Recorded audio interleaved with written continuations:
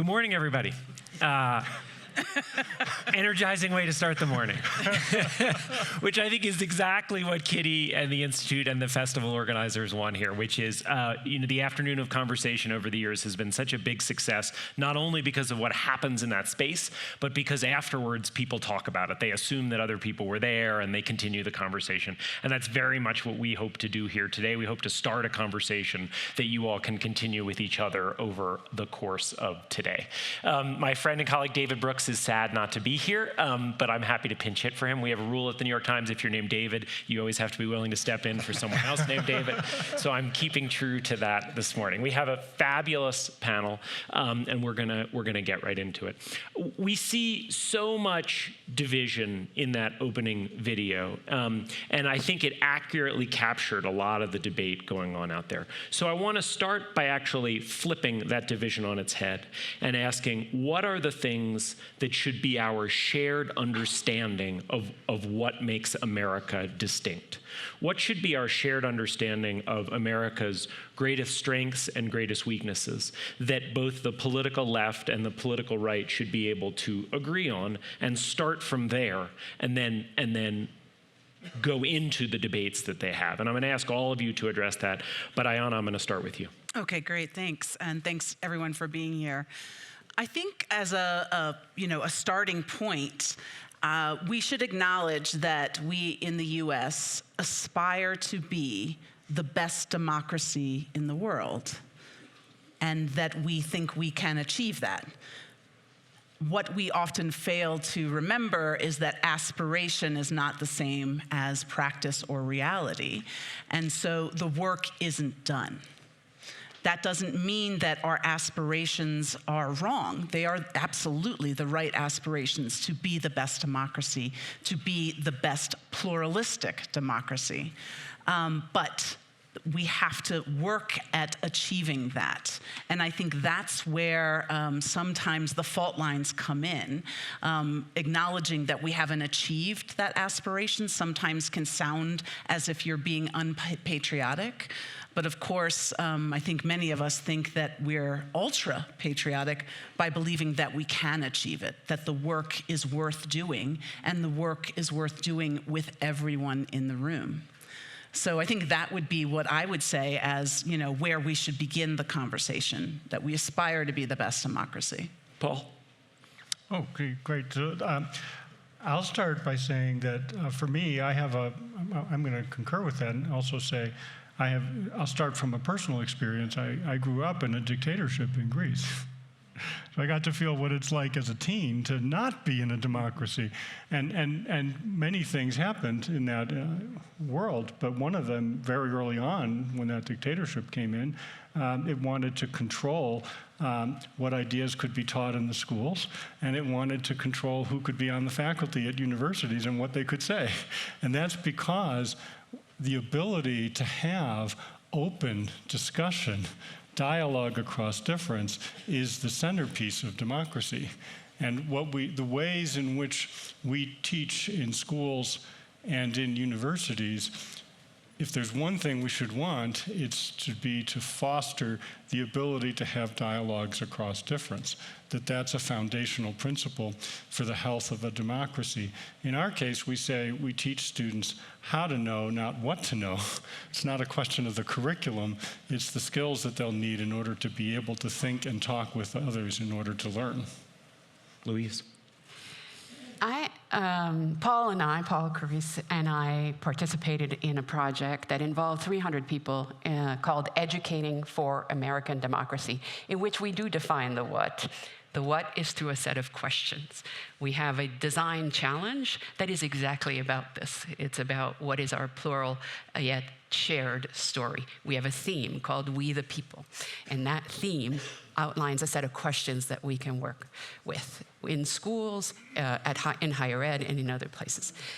But I will say that to your question, I will add an and. The and is about why. When you look at the experience of students, and we at iCivics teach 9 million students a year, represent 135,000 teachers every year that use the materials. Those educators are having a really hard time. The kids are not all right at all. When you look at the statistics as to baby boomers are proud to be Americans, 75% of them. Plurals, 16%. When you think about how young students think about democracy, they are not at all in favor. They don't actually think this is a good system. So the real question from us, from educators in K-12, is why should I care about what you're teaching? If you look at the system now, it's not working. That's pretty clear from the video. So who does this job every day of connecting the dots between the why and the what? Teachers. Teachers do this all over the nation every day. We simply have to equip this army. And I'm not just talking about K-12 teachers, librarians, museum educators, parents. We do that for our children. We need to have a movement to educate for America. And if we set our minds to it, we can do it. We just have an army that's not equipped. Paul. Thank you. I'm part of a new national reform movement in higher education to establish departments of civic thought at major public universities across the country. Arizona State University is the first. It was an initiative from the Arizona legislature and the Arizona governor. So we are a department at a higher education level teaching about civics, civic thought and leadership. We do it in the higher ed appropriate way, so it's very Socratic. It's got the spirit of the Aspen Institute to it. So the specific answer to your question, David, that we give is we have a speaker series we call the Civic Discourse Project, which is meant to model for a wider audience what we're doing in our classrooms, teaching about the origins of liberal democracy, constitutional democratic republics, America, and featuring diverse views, divergent views in conversation and debate with each other. And we give out to our own students, but at our public speakers programs, a pocket constitution, but we make it a Socratic pocket constitution, but I think it's still very American. So we add to the Declaration and the Constitution all the amendments, the Gettysburg Address, and then Martin Luther King's 1963 I Have a Dream address, in which he praises the architects of our republic, praises the Declaration and the Constitution, but insists that we live up to the promise.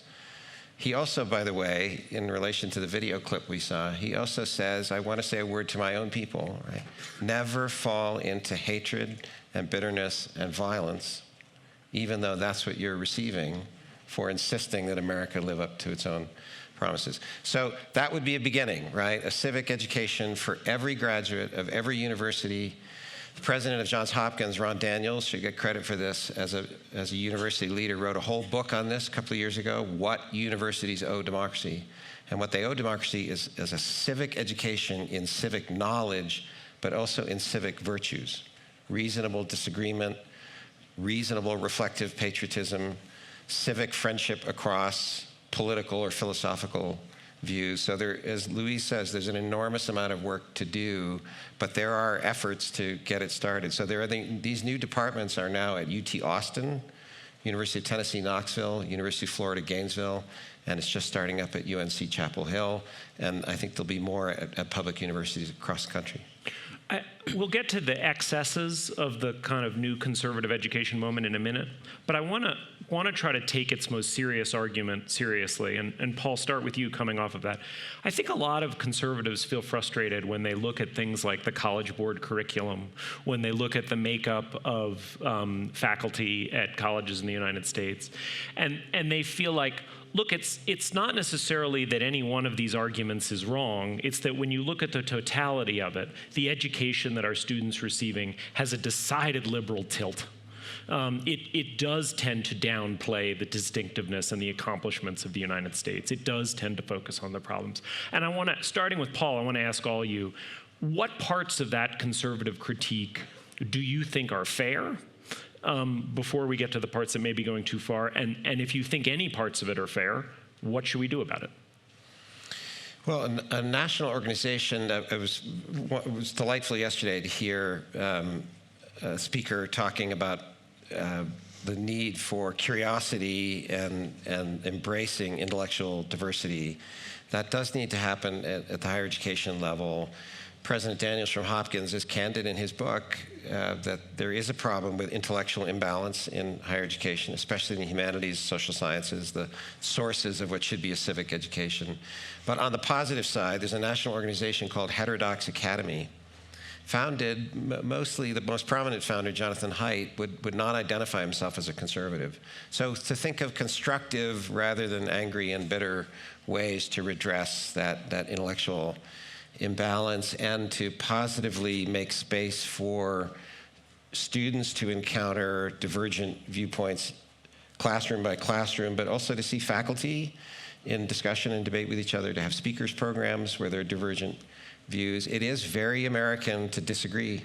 Every major moment in our experiment across hundreds of years of self-government has come out of very vigorous debate and disagreement. And then it's sort of settled, and then you keep going on to the next one. So our universities definitely should be places of that kind of debate and disagreement. Paul, do you think my question was fair? Oh, it's a fair question for sure. I'll give a couple of answers. One of them is, I think, for example, at the University of Chicago, my actions as president have been thought through in the form of the Calvin report, faculty report, that grappled with the question of what happens if a university president or a university administration takes an overt political position. As a consequence, it constrains the range of opinions that can be had on the campus. So, I think there should be a constraint like that. They're embodied in our case through the Chicago principles, which have a whole framework for thinking about how dialogue should take place at the university. And one key element of it also is that we invite, it's good to have the dialogue. Protest is perfectly good too. And we want to see protest. It's part of people engaging in the dialogue of ideas, but you should never be trying to shut somebody down. And I think, a lot of the movements that we're hearing have come because there have been prominent incidents when students have shut speakers down, and that really, I think it is extremely detrimental to the objectivity of universities. So I'd say, there are some aspects of the critique where universities can grapple and do better. As a quick anecdote, Bret Stephens came and gave a wonderful commencement address at the university the other day. There was a group of students that protested, but I was very proud of how they did it. They got up, they made their, they unfurled some banners, and then they quietly departed, but they had clearly made their point of view clear, and then the speaker was able to speak, and I think that's appropriate. So I think there's many aspects to the question, but certainly our practices inside education need to be built on a genuine appreciation that there should be a diversity of ideas, a diversity of viewpoints, and that we should be willing to listen to each other. Ayanna, what do you think?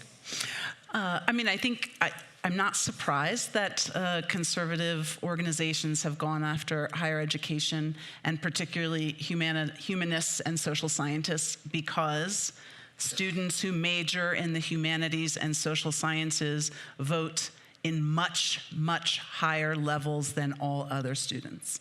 So if you're a STEM major, your voting record is much worse than a humanist. So on a very cynical level, I can see why they would want to go after that. And I would also add, the number of speakers who've been shouted down is so small, but it gets so much airspace, right? That there seems to be these moments that get a lot of oxygen, but don't represent what's actually happening on campus, which is, as Paul describes, people having honest dialogues and debates. So there's, I would say look at it somewhat cynically. Taking apart the extreme examples where speakers are shouted down, do you think it's fair for conservatives to say that the bulk of humanities and social science education in higher education and large parts of the curriculum in high school come from a progressive perspective rather than one closer to the middle of American political thought? I don't know. know. I mean, interestingly, before we started the panel, we talked about how we have a very similar background in education, that we come out of great books programs. I don't see that as being progressive.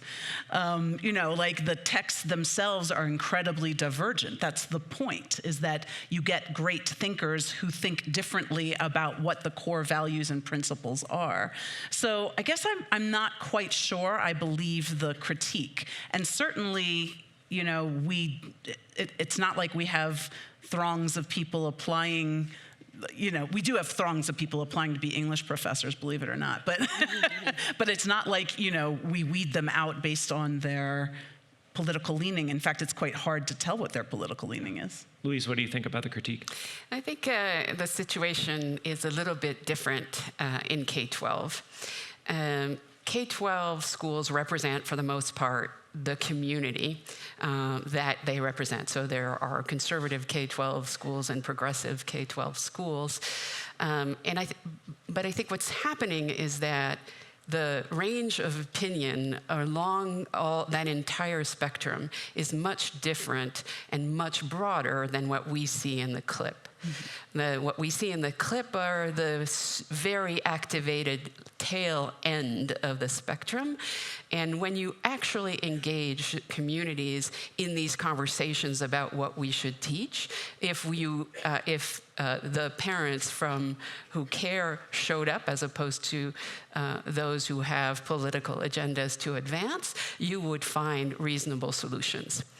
What needs to happen in K-12 is that we facilitate broader and deeper conversations. If we continue with what's happening in the clip, we're not going to get anywhere. If we facilitate, there's only one way, it's through. And that through is to have deep and broader and more engagement with communities. I strongly believe that we rebuild this one school, one community at a time, and that takes a lot of work, which schools are not currently equipped to do, but which they could be. Before I move on, Paul, Can I say one more piece? Yeah. Okay. So first of all, I do agree very much with what you're saying, that the K through 12 environment, universities, there's colleges, they're very different environments because of the development of students and the scale, many things. But there's one more piece I just want to make sure we do profile here, which is that universities are really about places where we're trying to discover truths. And that requires examining things from many different perspectives. And take it completely out of the political realm. I'm a scientist myself. I believe the principles of free expression and debate across dialogue are foundational in the sciences as well. Our biggest problem is we all tend to tell each other the same stories. We fall into them as peer groups, and then people who really have an idea that's different and that falls outside of that norm tends to really get sidelined until they're proven right and so I think is a very fundamental question of how universities work. It comes to the fore in the political realm, and we see a lot of passion around it. But foundationally, this idea of fostering the notion that people should be questioning things at the deepest level is what universities are all about. And it's what we should be fostering all of the time. And we should be taking great care that peer groups between universities also aren't somehow constraining dialogue. There may be a great discovery that we're going to make in geoscience or in political science that's being constrained right now because too many people think alike. And that part of the criticism is an important one for us to all reflect on. Yeah. When you talk about, when people from the University of Chicago talk about its approach, I just want to spend 1 minute on your institution in particular, its approach to free speech and debate, it actually doesn't sound that different from the way leaders of other top universities talk about their approach. And yet, it clearly is different. It is different. Can you help us all understand in practice how you think the Chicago approach is different from your peer universities? Because a community of knowledge based on free expression is a culture. It's not something somebody at the administration level or that's written down on a piece of paper, and then that means it's all like it's that way. It's what happens every day in dialogues of students in small groups of people in classrooms, and it's a culture. And the university has taken, our university, a great deal of care to things like how people are brought in at the beginning to becoming comfortable talking with others, and it can be very hard. And we also have to put a great deal of effort into making sure that we have a diverse class of students, and we have to put more effort into ensuring that we have a diverse faculty, because otherwise different points of view are not coming to the fore. So it's a culture, and it's practiced at many, many levels, and so it's not something you can just say, oh, today I've adopted this. It's something you have to make a part of the life of the institution, and it's over and over again. It's not a process that ends. You just suggested you'd like to see the faculty be more diverse. In what ways is the Chicago faculty? From all directions. So for including different views. We just, for example, have decided to build out a program of people who will think about areas of applied geophysics, including geoengineering, which in some areas has been considered to be a very topic people would rather not have research on. Because it could be linked to ideas that perhaps we don't want to handle the problems of climate change through a rapid shift to renewables, or people have very strong points of view about that. So that's an element of diversity, but also, look, I do think that it is true that ensuring that there's all dimensions of diversity is a core structural interest of the university. Could I jump in on the intellectual diversity point? I disagree with my colleague at ASU, Ayana, on this point. When our department came to ASU 7 years ago, there was no Constitution Day lecture. Massive state university, the largest state university in the country. It's a federal requirement under law to have some sort of public events, educational events marking Constitution Day every September to commemorate the final day of the closing of the Constitutional Convention in 1787. There was no annual Martin Luther King Day lecture. There were events on campus across 4 campuses at ASU, but no academic lecture. But Martin Luther King is a crucial, important, intellectual, civic leader in American political thought and political life. I think that's because celebrating the Constitution and celebrating the Martin Luther King of 1963 is seen as conservative. And so no one in the leadership of the university, no one in the leadership of the humanities and social science departments thought we should really be celebrating and marking those days. So there is all kinds of evidence across higher education. A year ago or so, when the president of the American Historical Association wrote in a newsletter to members that he had some disagreements with the 1619 report and got excoriated for it, for saying, as an expert historian, including on the transatlantic slave trade. So there are serious intellectual imbalances. When I mentioned the president of Johns Hopkins writing that in his recent book, Ron Daniels, he's not a conservative. He's just saying if we're, as Paul the Elder just said, if we're going to have a robust, diverse point of views. Paul, you get a rebuttal later. That's a Roman term of respect. I'm Paul the Lesser. Yeah. To have a robust education across the humanities and social science means to think about, do we have a diversity of viewpoints in our humanities and social science faculty? I'll go with Paul the Western. Do you really think that Martin Luther King of 1963 is seen as conservative? I think he's been embraced by conservatives. Yes. I think wholeheartedly. I agree with that. I'd be surprised if faculty on campus viewed a celebration of Martin Luther King Day as too conservative. Well, we're in something of a doom loop here. There's been such deficient civic education across decades at the higher education level and then the K-12 level. I would be surprised if you took a random survey across the faculty and across the students at ASU, how many people have read the I Have a Dream address? Yeah. How many people would remember any phrases of it other than I have a dream, right? That he praises the founding, he praises our founding documents. He calls, explicitly for debate, disagreement on nonviolent terms. No. I think most people don't know. Most of us are civically ignorant. And that's why we get violence and the sort of the worst forms of democratic emotive expression rather than higher forms of deliberation and debate. And I actually think one of the I think it's, you've just hit on something really important here, which is when you go back and you look at the great progressive movements of the 20th century in the United States, the civil rights movement, the labor movement, they were incredibly patriotic, much more so than progressives are today. When civil rights marchers marched, they carried American flags.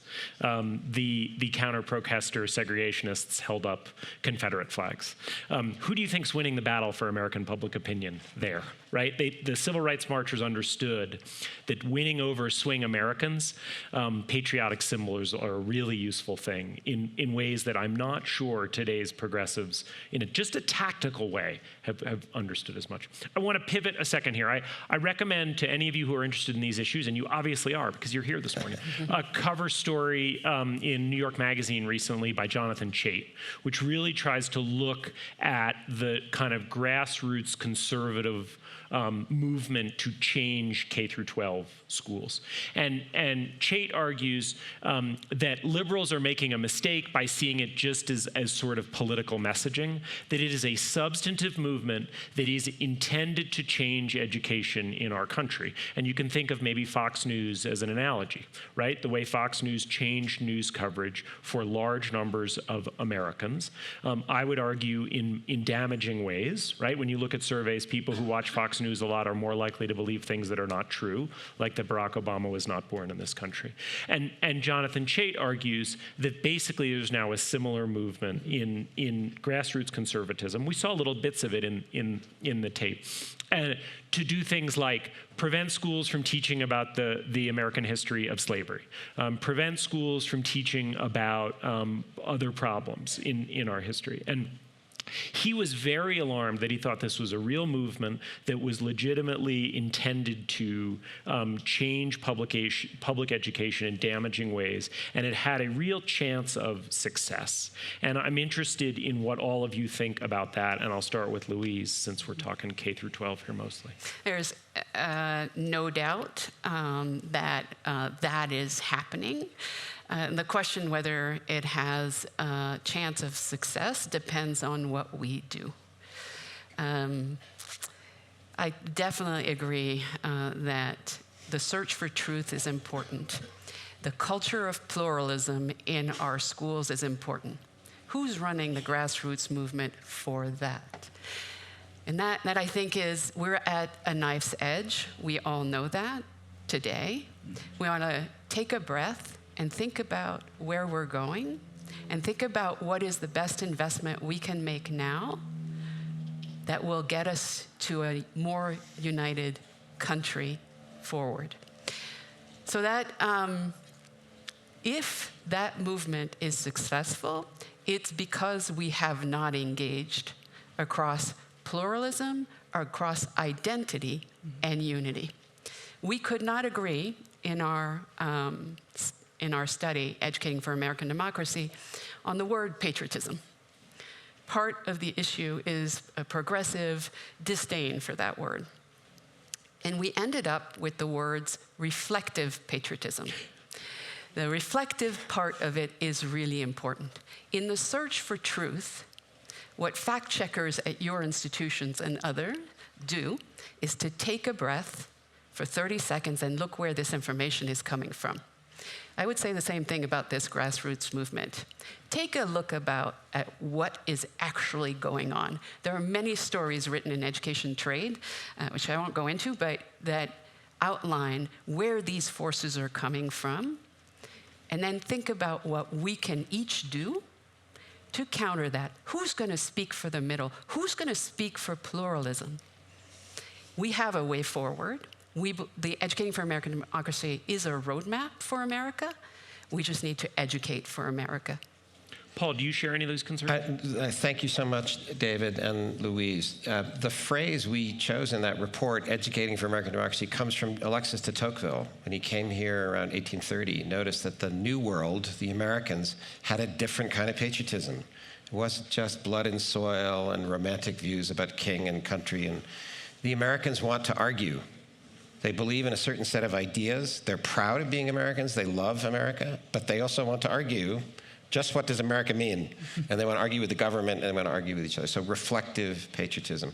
The other thing I would like to say is to give credit to Louise at iCivics, but the two other principal leaders at the beginning of the effort, Danielle Allen of Harvard and Peter Levine at Tufts.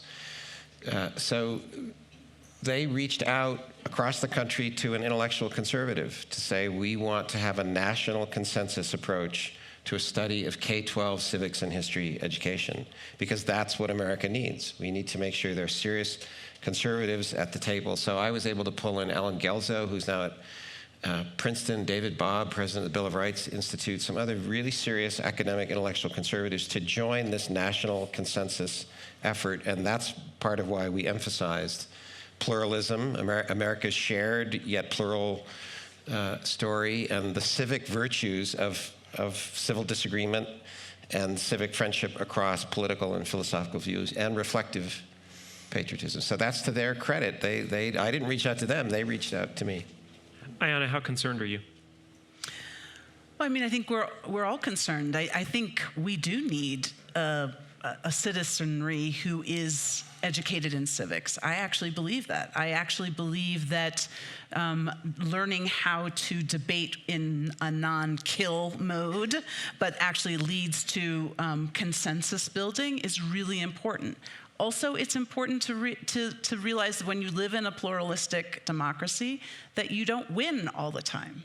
Right? Like you're not gonna have your point of view and your idea winning every time. And yet it's still better than the other options, right? So I think I am concerned about the approach to going after K through 12, but I agree with Louise and Paul. Sorry if we might be agreeing too much, but but that it's not too late. This is the moment when we collectively can make a decision to say, it's worth fighting for. It's worth having a new path forward that really lives up to our aspirations. Paul, one of the reputations that Chicago has developed, I think deservedly, is as an institution in higher ed that pushes back against some of the excesses of the political left in our polarized society. But I know that's not necessarily the way you all think of it. And I'm curious, do you also see threats to the idea of free expression and civic debate coming from the political right today, including in some of these movements to change education? Look, I think that the principles of the university are just principles that we try to live by because we really do believe they are what are going to help us achieve knowledge. In fact, the earliest version of the Chicago principles really occurred in the 1920s and 30s when there were efforts by the Illinois governor to shut down lectures at the universities that related to communism. So the principles are principles. They apply, and they're strong ones. I am concerned about a moment when I see in some universities that there are efforts by governments to control which theories can and can't be taught and to really reach into them and start to shape the curriculum very directly. I really do believe that in the universities, it's the faculty who should ultimately have the say-so on what the curriculum is, and that we should, our responsibility is to do the utmost to ensure that the environment is one where there'll be real debate and where there is the diversity of viewpoints that's needed. But to have a situation where now particular government entities inside universities are going to start trying to determine what the curriculum is. I think that there's I have concerns about that. I think that it can go off into directions that resemble very much what I experienced as a young person in Greece. So I worry about those quite a bit. I think they're serious issues. We're also in the course of developing a new forum for free expression, which will be over time introducing, and one of its goals will be to cooperate and work with other institutions to foster strong peer groups, diverse peer groups, and to allow for discussion to be taking place, in an open way. I think it's foundational. One of the focusing questions of this panel is who should be helping America learn these ideas and grapple with these ideas. And we've focused on schools so far, which is basically where so much of the political debate is. But I'd like to ask you to broaden it out a little bit. Who, besides schools in our society, should be helping to foster a civic discourse, a shared national understanding, a foundation from which we can have these big debates? Ayanna, as you said, we're going to lose. Each side's going to lose some of them. That's okay, right? And when you do, it doesn't mean that the other side cheated always or that it was misinformation, right? Or to quote one of our speakers yesterday, crazy, stupid, or evil, right? Right, right. That's... Sometimes you just lose because the other side won. That's right. That's right. And but I'm interested. What other institutions can play an important role in thickening our civic bonds, and what specifically can those institutions do? I'll put in a plug. So I'm sure most of you don't know, I'm a Shakespeare scholar, so this isn't what I usually talk about. But Shakespeare talked about it a lot. And maybe that's why I'm here. Yeah. But I think that the arts play an immense and important role in building spaces where people from very different viewpoints can debate what they just experienced, whether it's a piece of visual art or, in my case, what I think is the most profound live theatrical art. If you sit in an audience, you realize that the person next to you, even though you're seeing the same thing on the same day at the same time, experience something completely different. And if you get the opportunity to talk to that person next to you about why they experienced something different, then that helps build ties for understanding how to talk to people with different viewpoints. I think the arts play a very, very central role, or should play a central role, in building or buttressing our civic dialogues. It reminds me of a really wonderful idea by Eric Liu, who's long been involved in the Institute. I'm sure some of you have heard him speak here. He wrote a piece. I ran in a couple different places. Maybe I certainly ran in Democracy. It may also have run in the Atlantic years ago, where he basically said, we need an American canon. Yes. We need a set of great books. It's just that they all shouldn't be written by white men, right? But we need a set of books that we can agree an educated citizen in this country should have read these books, and we should then argue about them together. I think you were about to say something. Well, a couple of things. On the books thing, I will say that I think, in our case, we have a core curriculum, and it's one of the most intensely considered subjects of the university. The faculty will participate for months on end trying to think about how to create a set of books. Not that they will have necessarily, one set for all time. They'll change over time, but that they will be books that will help people by the juxtaposition of them to learn how to think, not what to think, and just to keep coming back to that. But I do want to call out one thing, an American attribute that I think is particularly important for us to always reflect on. It was in de Tocqueville. One of our faculty, Liz Clemens, just wrote a lovely book called Civic Gifts, which talks about the role of philanthropy in the history of the United States and how distinctive it is globally with respect to other societies. And we have a society in which philanthropy has been consistently used, and this is what the book reflects upon, how it has been consistently used by individuals to engage in the dialogue of society to help it to grow in directions that people think are the good ones for the country, with different points of view. And I think that's an amazing tradition that we have, and we should reflect on it and celebrate it and allow it to be an important part of making our society's fabric more tightly woven. These are great. The arts, philanthropy, what else? For us, everything is local, right? So you teach about history, and you teach all of history, but you particularly pay attention to the local history. So we link up with museums and other civic institutions that can provide those experiences for students, because that's what they're going to remember. They're going to remember that, for example, I was just in New Mexico at a pilot project of ours where the students did a project around westward expansion, and they found that that one of the battles during the Mexican-American War had occurred on their school land. Think how powerful that is for students to know that. And that is only possible because we participated with a local history museum. So that's definitely, we also do much art within the discovery of history. But I think I will come back to the issue, which is that we often in elementary school get 15 minutes a week.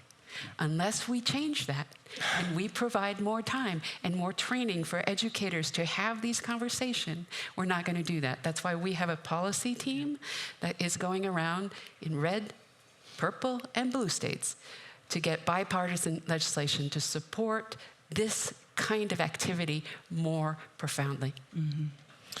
The challenge of America is sort of like conversations you hear about at some dating relationship, and the answer is, well, it's complicated. The answer to America is it's complicated by design. Yeah. There's supposed to be private sector and public sector, and private sector fragmented, but on the positive side, rich and pluralistic in many different ways. And obviously our public sector is deliberately fragmented and distributed. We those of us who barely have a civic education anymore, we think, well, we have separation of powers and we have federalism to prevent tyranny. That's true. Growing up in Greece as a non-free political culture, we appreciate that. The positive side of it we often miss. The constitutional order is designed for argument so that we get smarter when we make laws and policies, or we prevent ourselves from making the dumber kinds of laws and policies. So we have just a bare skeleton left of civic education in which we maybe know about institutions. We don't have the rich resources and time to teach about, to use a metaphor, the software that's supposed to run through the hardware of our institutions, in which argument, generally speaking, is always better. But then you're supposed to learn the civic virtues to know how to argue, disagree in a reasonable way, accept that you win some and lose some, and you come back the next time. And that, in a way, we should have the rivalry like, I grew up in the Northeast, the Boston Red Sox and the New York Yankees. There's a kind of civic bond and friendship when you're trash talking there's the Yankees. Okay? That's what we've lost between Democrats and Republicans and left and right. Because you win some and you lose some. We're still Americans, right? So, but we do not have the time, resources, priority in schooling at all levels. Yeah. We just take for granted that we're American. We have this extraordinary civic, Republican, democratic order, the most extraordinary experiment in self-government in the history of humankind. But we take it for granted. We've just been deficit spending all these capacities for decades. Can I just add, we talk a lot about the negative discourse around parent involvement. Parents are really crucial. Yeah. Mm-hmm. And I want to point you to, there's a lot of research. If you take the conversation, the civic and the political conversation, into your home and talk to your kids about politics, they will be more civically engaged. There's no doubt about that. So parents actually have a very productive role. We need to engage parents, but we need to do it in a productive way. I actually think that's a wonderful note on which to end, which is there are so many difficult aspects of our current polarization, right? And the fact that people sort into political tribes, and if you know someone's opinion on one thing, more so than in the past, you know their opinion on everything, right? There's so many downsides to that. But as that opening video showed, people are incredibly engaged in these questions. And so if what we are worried about is that we are not spending enough time on civics, we're not spending enough time reflecting on what America is and what our government is, that's actually a little bit of a feature, not a bug, that people are so engaged by this. And I spend a lot of time around high school students these days, and many of the high school kids I know take a government class. And I will tell you, if I try to engage them about what they're doing in math class, my favorite subject, or what they're doing in science or art, it's hard. If I try to engage them about what they talked about in government class, it is not hard at all. They are naturally engaged. And so I think I'm not saying it's easy, but I think one of the silver linings to these intense debate is that if we want to instill better civics education in ourselves and in our children, we're pushing against an open door. We're not dealing with a subject that is boring. We're dealing with the most American subject and in many ways the most engaging subject. So please join me in thanking all our panelists. Thank you all for coming today. Thanks. Thank you.